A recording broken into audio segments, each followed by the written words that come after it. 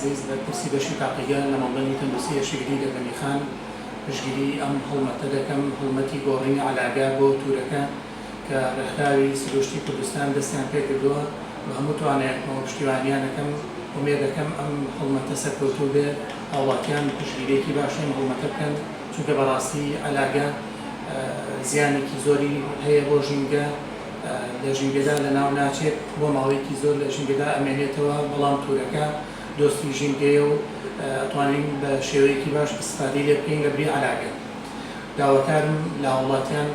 بەدەم ئەم هەڵمەتەوە بچن و پشتیوانیەکی باشی لێ بکەن و ئێمە لە تاقیگەی مەڵبەندی تەندروستی هێرشێگری دەربەندی خان بە تەواوی پشتیوانی ئەم هەڵمەتە ئەکەین. ئێمە سێ کەس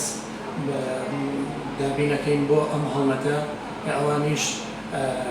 سەرکەوت ئەحمەد، ئاڤان غەریب، ئاواز محەممەد شەریف کە پشتیوانی ئەم بەڕێزانە بکەن و هاوکاریان بن تا ئەم پرۆسەیە سەرکەوتوو بێ و بەنجام بگات.